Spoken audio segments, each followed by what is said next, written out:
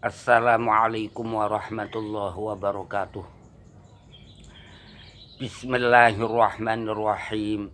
Alhamdulillahilladzi hadana lil iman wal islam wa ahyana bisalam wa amatana bi husnil hitam wa sallamana min azabil qabri wa min azabi jahannam wa adkhalanal jannata darussalam. Allahumma sholli wa sallim wa barik ala sayyidina wa maulana Muhammadin khairil anam wa ala alihi wa ashabihi wa man tabi'ahum bi ihsan ila yaumiziham, amma ba'd. Sekedar tebak-tebakan ya, pemilu 2024 kira-kira yang menang dari capres kelompok mana? Kalau sekedar tebak-tebakan, tidak bermaksud untuk mendahului apa yang menjadi kehendak Allah, tapi nebak, mencari, mendapatkan sesuai kehendak Allah Subhanahu wa ta'ala, sebagaimana dulu pernah dilakukan sahabat Abu Bakar dengan orang musyrik. Ketika Abu Bakar mendengar ayat ghulibatir rum fi adnal ardi wa hum min ba'di ghalabihim sayaghlibun fi bid'i sinin lillahil amru min qablu wa min ba'd wa yauma idzi yafrahul mu'minuna binasrillah yansuru man yasha wa huwal azizul hakim. Begitu juga ini, niat saya tebak-tebakan,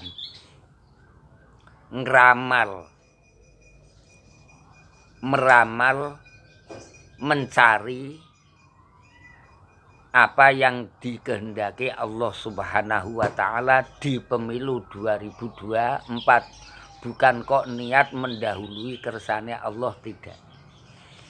Menurut pendapat saya, di pemilu 2024 itu dimenangkan capres yang diyakini masyarakat mampu merawat Pancasila.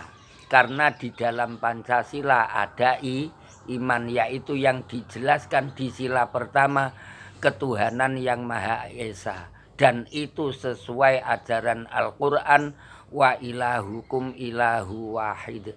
Lah tokoh itu kecuali diyakini masyarakat yang Pancasilais bisa merawat Pancasila, juga bisa memanage perbedaan pendapat yang terjadi di tengah-tengah masyarakat Indonesia, dimanage sebagai rahmah, sebagaimana dawuh Rasulullah, khilafu ummati rahmah, tidak dimanage khilafu ummati fitnah.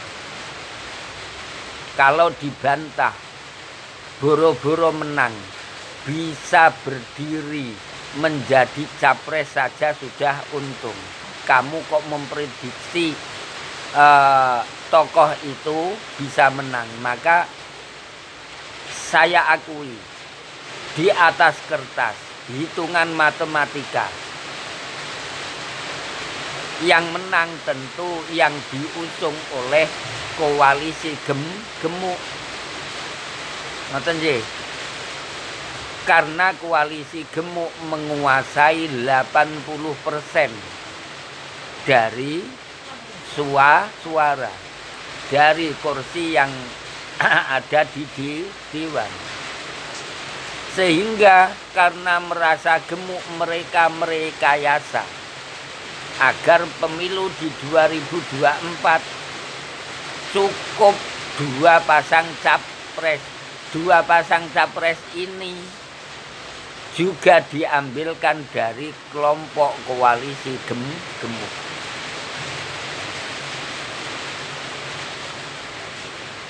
Dan itu insya Allah, menurut pendapat saya, insya Allah kersane Allah gak ngono.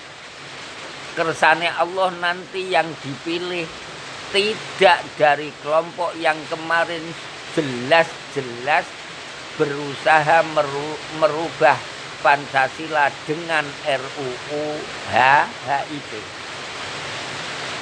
Lah terus pendekatan pemahamannya bagaimana? Menurut pendapat saya, memang mereka menghendaki capres, pasangan capresnya cukup 2, dan itu dari kelompok mereka, yaitu kelompok koalisi KIB dan koalisi Gerindra PKB.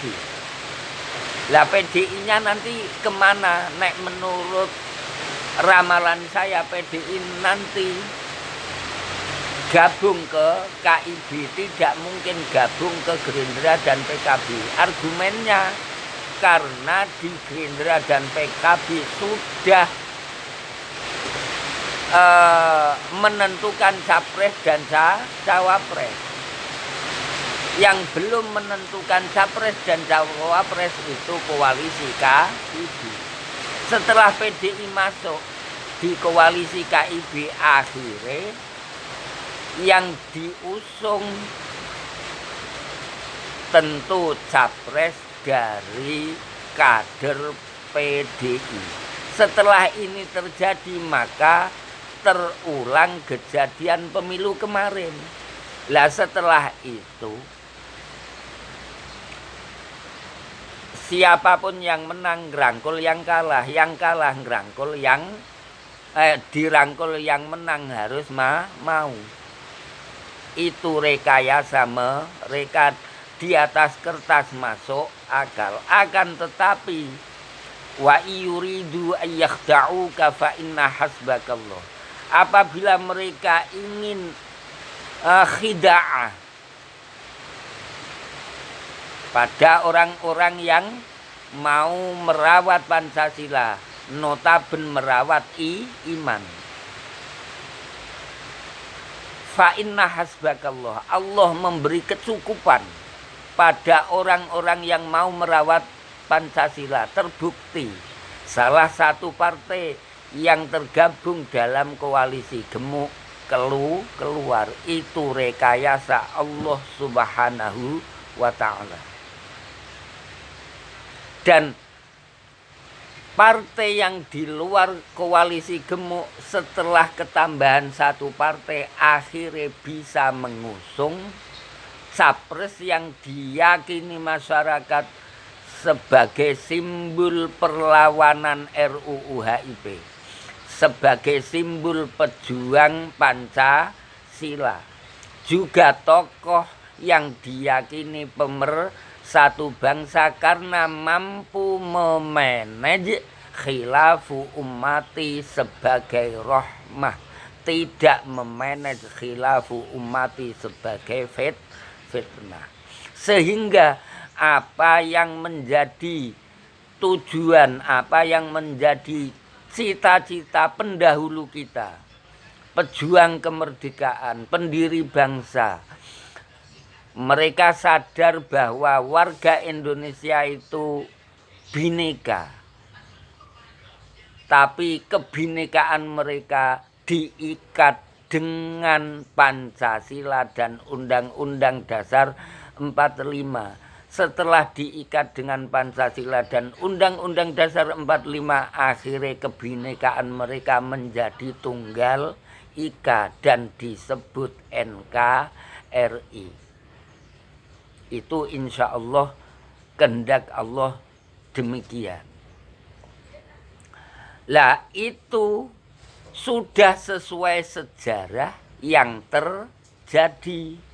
Padahal sejarah fakususil kosos. Karena apa kita harus belajar sejarah? Karena sunnatallahi fil ladzina khalau min qabl walan tajida li sunnatillahi tabdila. Bangsa Indonesia dulu pernah mau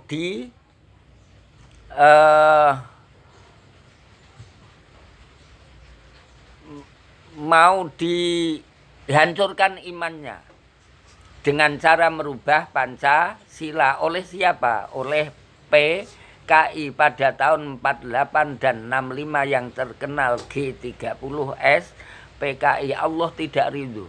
Akhirnya Allah ndawuhi tokoh yang dari anak bangsa ini untuk memperjuangkan Pancasila. Akhirnya bisa mengalahkan PKI dan Pancasila jaya. Agar semakin kuat tokoh ini menyusun PM4, pedoman penghayatan pengamalan Pancasila. Sampai akhirnya Pancasila bisa jaya, terbukti orang-orang yang mempunyai paham komunis apalagi menampakkan batang hidungnya, menghembuskan bau ketiaknya saja enggak berani. Ngoten nggih. Dan itu kejadian sejarah ini sebagaimana yang terjadi yang dijelaskan dalam Al-Qur'an ketika Bani Israel, ketika orang Qibti sudah beriman pada Allah, akhirnya imannya mau dirusak salah satu pemimpinnya, siapa? Fir'aun, sampai mengatakan ana rabbukumul a'la. Allah tidak ridho, Allah mengutus Nabi Musa dan Nabi Harun. Akhirnya Nabi Musa dan Nabi Harun berhasil mengembalikan iman kita. Ngoten nggih. Setelah berhasil mengembalikan iman kita, Nabi Musa dan Nabi Harun wafat. Diteruskan 5 kepemimpinan, yaitu Nabi Yusha bin Nun, Nabi diteruskan Kalib, diteruskan Nabi Hizqil, diteruskan Nabi Ilyas. Pada saat Nabi Ilyas masyarakat sudah mulai berubah akhlaknya. Kemudian diteruskan Nabi Yasa. Ketika Nabi Yasa tidak hanya berubah akhlaknya, bahkan imannya sudah mulai goyah. Akhirnya bisa dikalahkan orang-orang yang tidak beriman, yaitu orang Amalikoh yang dipimpin Raja Jalut. Raja Jalut mempunyai siasat agar Bani Israel maupun orang Qibti secara umum kaum muslimin tidak mempunyai generasi penerus. Mereka mempunyai siasat muluki wa abna'i mulukihim, diboyong. Kemudian ambiyai wa dzurriyyati ambiyaihim, dibunuh. Akan tetapi siasate Jalut masih hebat, siasate Allah Subhanahu wa ta'ala. Wa makaru wa makarullah wallahu khairul makirin. Ternyata ada satu orang perempuan istri dari salah satu nabi yang dibunuh, yang sedang hamil, tidak terbunuh. Lah perempuan istri nabi yang hamil ini kemudian dirawat ulama Bani Israel, akhirnya melahirkan seorang nabi yang bernama Nabi Samuel. Di kemudian hari, Nabi Samuel atas permintaan masyarakat mengangkat pemimpin raja bernama Tolut. Itu plek yang terjadi di Indonesia setelah tauhid, setelah Pancasila jaya. Kemudian pemimpinnya digulingkan atau pemimpinnya wafat. Diteruskan 5 pemimpin sama, yaitu B.J. Habibie. Diteruskan Bapak Kiai Haji Abdurrahman Wahid. Diteruskan Ibu Megawati. Keempat Bapak SBY. Pada saat Bapak SBY sudah mulai bau ketiaknya mulai tercium, tapi batang hidungnya tidak tampak. Sama ketika zamane Nabi Ilyas. Bapak SBY rampung, diteruskan Bapak Jokowi. Bapak Jokowi tadi yang kelima yang di Bani Israel, tapi Nabi Yasa. Di zamannya Bapak Jokowi kejadiannya hampir sama, mungkin sama plek dengan yang terjadi pada saat Nabi Yasa. Mung bedanya nek saat Nabi Yasa ambiya uhum dibunuh, tinggal satu perempuan yang hamil. Dan pada saat Bapak Jokowi kemarin kan ada sekelompok yang berusaha merangkul ulama dalam arti partai yang notaben agamis. Ngoten nggih. Dirangkuli KB. Mung ini tidak yang koalisi gemuk ini tidak membunuh. Ngoten nggih. Mung dirangkul. Abnai mulukihim juga pada saat Nabi Yasa dirangkul, diboyong Jalut. Sehingga masyarakat menurut rekayasa Jalut tidak ada generasi pejuang yang memperjuangkan masyarakat. Di Bapak Jokowi, partai yang dulu mendukung tokoh yang memerangi PKI juga dirangkul. Ngoten nggih. Kira-kira kan kurang luwihe ya apa Golkar. Terus apa Nasdem, terus napa Gerindra. Niki pada saat Pancasila Jaya, partai ini, tokohnya partai ini dulu kan ikut menjayakan Pancasila. Diboyong, podo. Akan tetapi rekayasa, mereka mempunyai rekayasa mereka mudah dipatahkan rekayasa Allah Subhanahu wa Ta'ala. Mereka sudah merekayasa sedemikian rupa, ternyata ada satu partai yang keluar dari koalisi mereka sehingga memperkuat partai yang di luar koalisi mereka yang diprediksi tidak mampu mengusung capres yang bisa memperjuangkan Pancasila. Setelah kedatangan Nasdem, tentu masyarakat Indonesia yang Pancasilais yang tidak setuju dengan RUU HIP sangat besar harapan terhadap tiga partai ini. Nasdem, Demokrat, PKS mengusung tokoh yang diyakini masyarakat bisa merawat Pancasila, tokoh yang bisa memanage khilaf, memanage beda pendapat sebagai rahmah, tidak memanage khilaf, tidak memanage beda pendapat sebagai fitnah.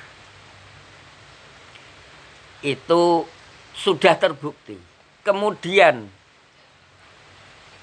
dan keluarnya Nasdem menuju Partai Demokrat dan PKS itu kalau saya memahami huwallazi ayyadaka binasrihi wabil mu'minin. Allah menguatkan orang-orang yang mau memperjuangkan Pancasila dengan binasrihi, menolong. Carane menolong delalah Nasdem metu sangka koalisi gemuk menuju ke PKS dan Demokrat. Semoga tiga partai ini bisa cepat mendeklarasikan diri satu koalisi sehingga akhirnya mampu mengusung capres yang diyakini masyarakat, capres yang Pancasilais, capres yang tidak merubah Pancasila, capres yang diyakini bisa memanage beda pendapat menjadi rahmah, tidak memanage beda pendapat menjadi fitnah. Kemudian terkait dengan hitungan matematikane bisa menang apa tidak, wong gering kok melawan gemuk. Diteruskan, huwallazi ayyadaka binasrihi wabil mukminin, kecuali menguatkan, memberi pertolongan juga ditolong dengan wabil mukminin. Mukminin ini bisa diterjemah pendukung, grassroots, konstituen. Ngoten nggih. Lah konstituen yang dulunya mendukung koalisi gemuk, kira-kira nanti tetap mendukung koalisi gemuk apa tidak? Nek menurut pendapat saya, ketika koalisi gemuk kemarin mengusung RUU HIP, ternyata banyak dari kalangan masyarakat menolak. Di antarane yang diwakili MUI, yang diwakili NU, yang diwakili Muhammadiyah. Ngoten nggih. Bahkan mereka menolak dengan cara resmi tertulis. Jadi yang menginginkan merubah Pancasila tertulis, yang menolak juga tertulis. Ngoten nggih. Sama-sama ada bukti tertulisnya. Ngoten nggih. Sama-sama ada bukti tertulisnya. Setelah demikian, wa'allafa baina qulubihim, orang yang Pancasilais yang dulu menolak RUU HIP, yang semula mendukung partai yang koalisi di partai gemuk, insya Allah nanti pun hatinya diluluhkan Allah Subhanahu wa ta'ala sehingga mendukung partai yang mengusung capres yang diyakini bisa merawat Pancasila dan diyakini bisa memanage beda pendapat sebagai rahmah, tidak memanage beda pendapat sebagai fitnah. Jadi menangnya dari mana? Dari pendukung koalisi gemuk yang tidak sependapat dengan RUU HIP. Ngoten nggih. Padahal yang menolak RUU HIP, NU dan Muhammadiyah, itu jelas-jelas pendukung, jelas-jelas konstituennya PKB, PAN dan P3. Ini analisane kula ngoten. Setelah tidak percaya dengan tidak suka dengan RUU HIP, tidak mungkin mau bergabung dengan partai ini. Pasti mencolot, pasti lari ke partai yang mendukung capres yang diyakini menjaga Pancasila dan memanage khilaf sebagai rahmah. Jadi kalau kita melihat berdasarkan teori matematika, memang mereka koalisi gemuk menang.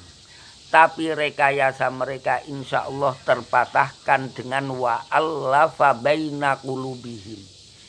Bahkan Allah nantang, lau anfaqta ma fil ardi jami'an ma allafta baina qulubihim. Sekalipun mereka membagi-bagikan bantuan sebesar apapun, bahkan ma fil ardi jami'an sekalipun, ma'allafa baina qulubihim, tidak bisa meluluhkan hatinya Pancasilais. Ngoten nggih. Yang bisa meluluhkan hatinya Pancasilais hanya Allah Subhanahu wa ta'ala. Akhirnya lari ke yang Pancasila, yang capres yang merawat Pancasila. Karena apa? Karena di Pancasila lagi-lagi ada sila ketuhanan yang Maha Esa dan diterangkan wa ilahukum ilahu wahid, berarti itu tauhid. Kemudian berkenaan dengan nanti bisa merawat khilaf sebagai rahmah itu benar apa tidak? Ya benar. Jadi kalau ada seseorang kecuali menguasai ilmu umum juga menguasai ilmu agama, semakin tabahhur bi'ulumiddin maka semakin toleransinya, semakin besar toleransinya. Karena apa? Karena agama mewajibkan kita untuk toleransi. Coba kamu pelajari, tidak hanya lana amaluna walakum amalukum, tidak hanya lakum dinukum waliyadin, bahkan ini sifatnya perintah. Wa in jahadaka ala an tusyrika bima laysa laka bihi ilmun fala tuti'huma. Memang lana amaluna walakum amalukum, lakum dinukum waliyadin. Tapi Islam perintah wa sahibhuma fid dunya ma'rufa. Kita wajib musahabah bil ma'ruf. Itu perintah agama. Ngoten nggih. Jadi toleransi itu perintah agama, tidak hanya menggunakan jumlah hikayah, bahkan ini menggunakan perintah, menggunakan amar, ngoten. Itu sehingga orang yang di luar Islam yo enggak perlu takut. Nanti pemimpinnya bisa toleran apa tidak, insya Allah semakin dalam ilmu agamanya, insya Allah semakin toleransi, semakin bisa memanage khilafu ummati sebagai rahmah, tidak memanage khilafu ummati sebagai fitnah. Kalau ini terjadi berarti sesuai cita-cita pendiri bangsa. Mereka sadar betul bahwa Indonesia itu beragam, Indonesia itu bineka, karena kebinekaan mereka diikat dengan Pancasila dan UUD 45. Akhirnya apa tadi? Kebinekaan mereka menjadi tunggal ika. Setelah menjadi tunggal ika, akhirnya berdiri negara NKRI. Itu harapan saya demikian, itu pendapat saya demikian, dan itu coro istilahnya bedek-bedekan. Hulibatir rum fi adnal ardi wa hum min ba'di ghalabihim sayaghlibun fi bid'i sinin lillahil amru min qablu wa min ba'd wa yauma idzi yafrahul mu'minun. Ketika nanti 24 dimenangkan oleh capres yang memperjuangkan Pancasila, yang memperjuangkan khilaf sebagai rahmah, yafrahul mu'minun, maka Pancasilais yo gembira semua. Untuk itu yo kita harus ketika memperjuangkan yo tetap harus sesuai ajaran agama Islam, sesuai Pancasila dan Undang-Undang Dasar 45, tidak saling menghina, tidak saling bermusuhan. Kita berjuang menggunakan ilmiah, ngoten nggih, kita berjuang menggunakan ilmiah. Akan tetapi apabila apa yang saya sampaikan ini ada salah, apalagi menyinggung, apalagi menyakiti, saya mohon maaf. Saya tidak ingin menyakiti siapapun, karena Pancasilais tidak diajarkan menyakiti orang lain. Kalau menghadapi beda pendapat, maka beda pendapat itu dikelola sebagai rahmah. Hadaniyallahu wa iyyakum shiratal mustaqim wa adkhalana wa iyyakum jannatan na'im. Assalamualaikum warahmatullahi wabarakatuh.